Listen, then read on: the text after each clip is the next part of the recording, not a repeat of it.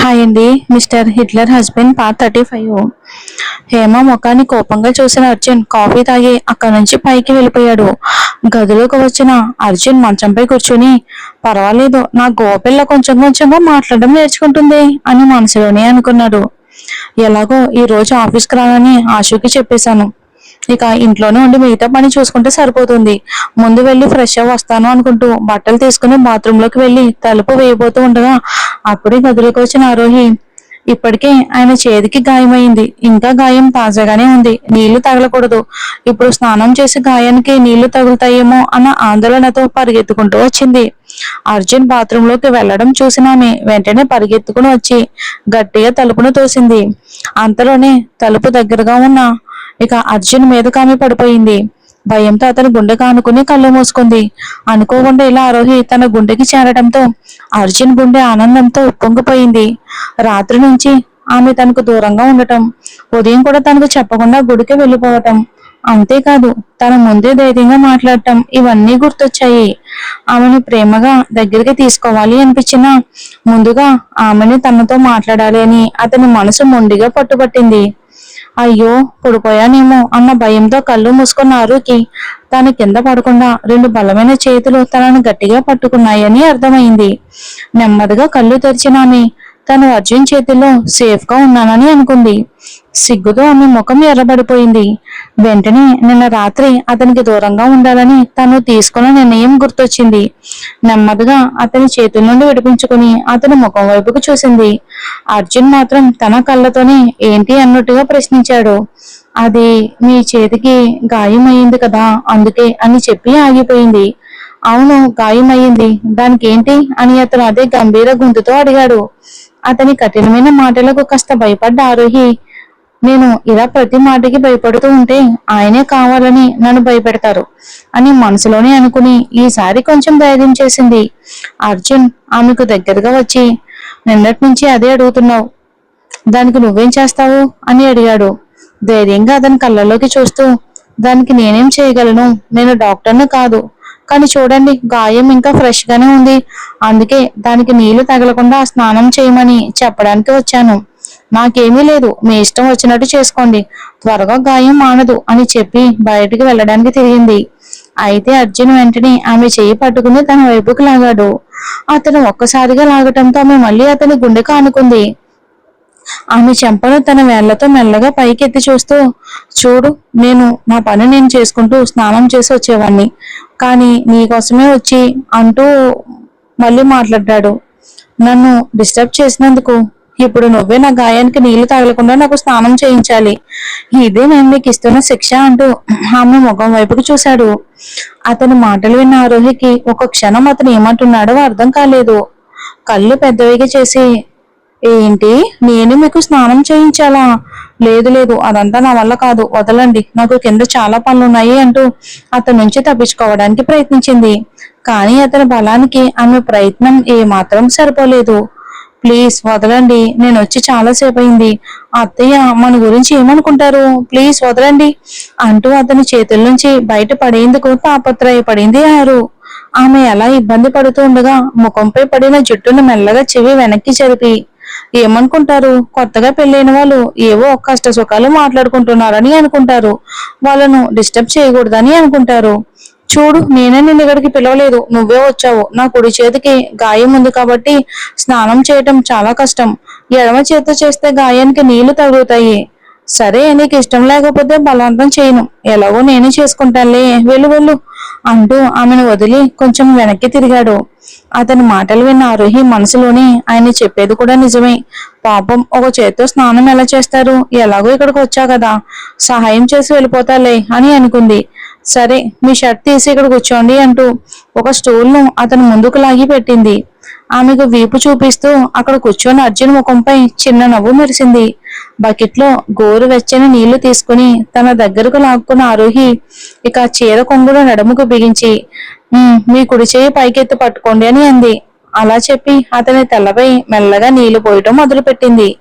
ఆమె వైపుకు తిరిగి కూర్చున్న అర్జున్ చూపు చీర కొంగు మధ్యలో కనిపిస్తున్న ఆమె నడుంపై పడింది.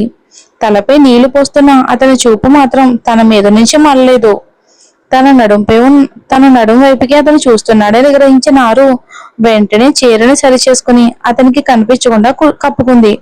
అప్పుడే ఇక తేరుకున్న అర్జున్, అయ్యో నేను చూడకుండాది చూసేశానేమో అని మనసులో అనుకుని తన చూపును వేరే వైపుకు తిప్పుకున్నాడు. ఆమె అతని వెనుకకు వచ్చి సబ్బు తీసుకుని వీపుకు రాయటం స్టార్ట్ చేసింది. మొదటిసారిగా అతని వీపుకి తన చేతి తాగుతూ ఉండటంతో సిగ్గుతో ఆమె ముఖం మరింత ఎర్రబడింది. నేను సిగ్గుపడుతున్నానని ఆయన గమనిస్తే ఇంకా ఆట పట్టిస్తారు అని అనుకుని త్వరగా అతనికి ఫ్రెష్ చేయించి, సరే ఇప్పుడు బట్టలు వేసుకుని బయటికి రండి అంటూ వెళ్ళడానికి తిరిగింది.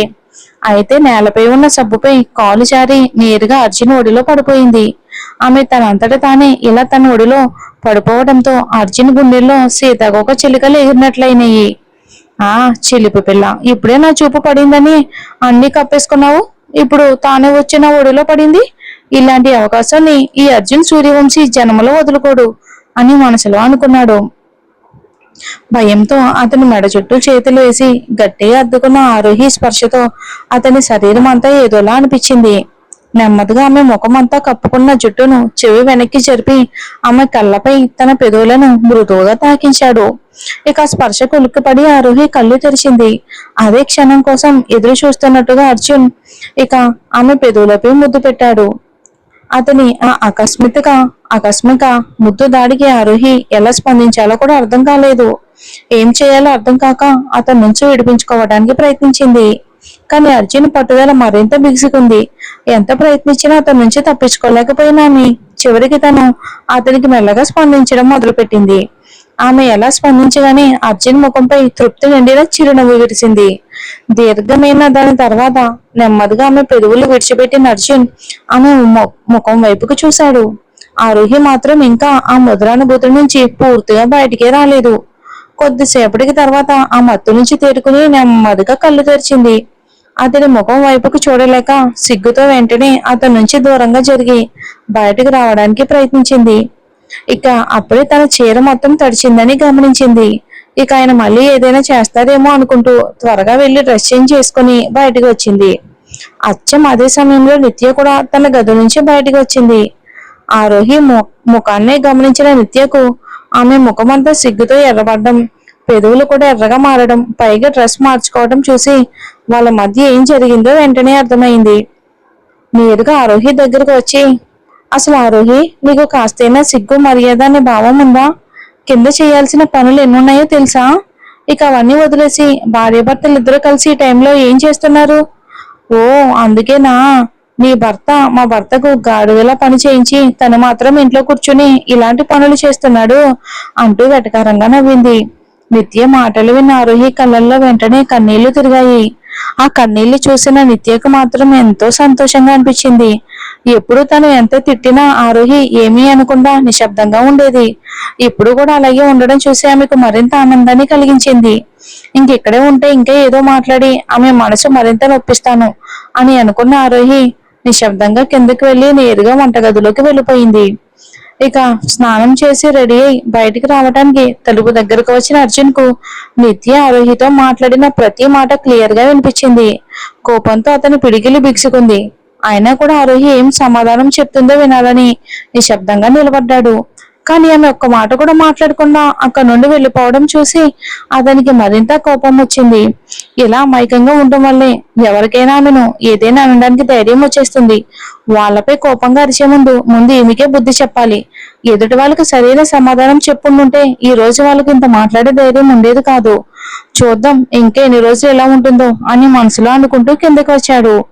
ఇక ఆ రోజు అందరితో కలిసి కూర్చుని టిఫిన్ చేసిన అర్జున్ సోఫాలో ల్యాప్టాప్ తెరిచి కూర్చున్నాడు. కానీ ల్యాప్టాపే కన్నా అతని చూపంతా ఆ రూపాయినే ఉంది. అందరూ టిఫిన్ ముగించిన తర్వాత నిత్య మళ్ళీ ఫోన్ పట్టుకుని తన గదిలోకి వెళ్ళిపోయింది. కానీ ఆరోహి మాత్రం ఒంటరిగా అందరూ తిన్న పాత్రలు కడిగి వంటగదిని క్లీన్ చేసి మళ్ళీ మధ్యాహ్నం భోజనం తయారు చేయటంలో నిమగ్నమైంది. ఇక నిత్య మాత్రం తన గది నుంచి బయటికి రానే లేదు. మధ్యలో 2 సార్లు ఆరోహియే స్వయంగా ఆమె గదికి కాఫీ తీసుకెళ్లిచ్చింది. ఇవన్నీ అర్జున్ దృష్టికి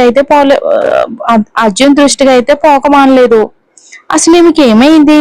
ఈ ఇంటి కోడలు తానేనని అనుకుంటుందా, లేక ఇంట్లో పని మనుషులు లేరని ఇంటి పనులను ఒకతే చెయ్యాలని నిర్ణయించుకుందా అని ఆశ్చర్యంగా అసలు ఈమెకి ఏమయ్యింది అని ఆలోచిస్తూ ఉండగానే ఇక చేతి నొప్పితో ముఖం ముడుచుకొని కూర్చొని అతను ముందుగా ఆరోహి వచ్చింది.